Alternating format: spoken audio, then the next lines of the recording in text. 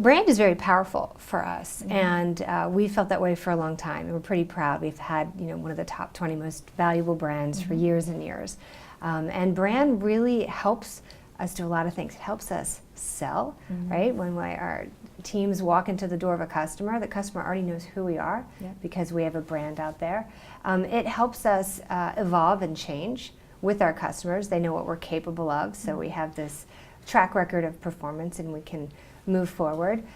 It also really gives us an opportunity to communicate. When we think about our brand and how people think of Cisco, but we know that our markets are changing, and through our brand and through our activities and how we position, it gives us a chance to really drive the industry and provide a thought leadership communication. And we're about 9 months into your latest campaign. Yes, how's absolutely. that going? It's going really well. Yeah. I'm very, very pleased. We kicked off a new set of conversations around Cisco in support of a shift in our corporate strategy, really focusing on the value when you connect to the unconnected. Yeah.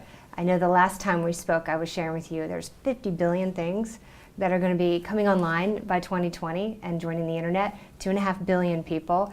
And those connections create tremendous value, and that's our heritage as a company. So our brand strategy has really taken that opportunity and said, how do we create value for our customers? So at the same time, you're bringing together story, education, absolutely, and research, thought leadership, yep, really, absolutely, on the changes taking place. How do you survey the landscape with regard to consumer technologies doing? Well, it's a great question because we're always asking ourselves, are we pushing hard enough? Are we showing up where our customers are?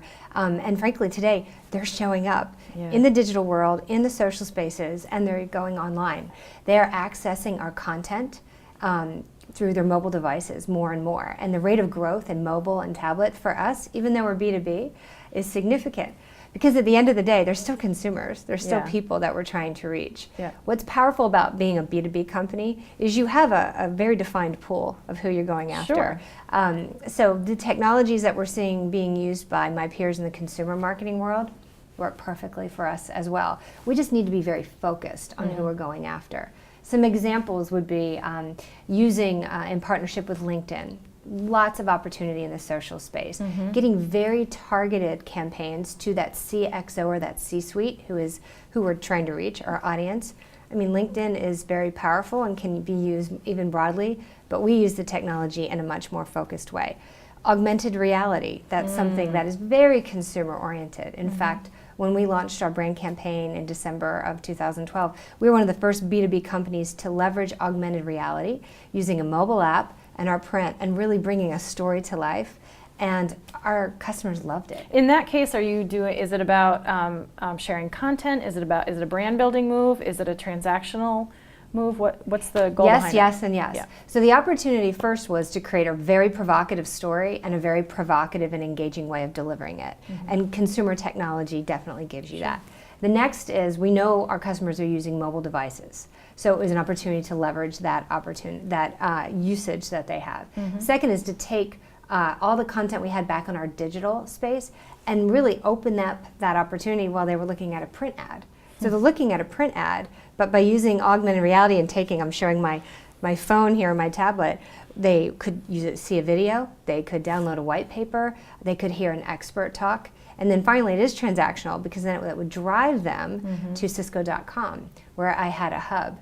And we found that our customers who went through the augmented reality app stayed 3 and 4 times longer on our digital hub and took a digital journey with us straight to an offer than those who just came to Cisco.com. So what are all the ROI metrics that you're paying attention to? Well, for that one, it's, right now, because this is also new, we're looking at engagement time, we're looking at driving all the way through the offer.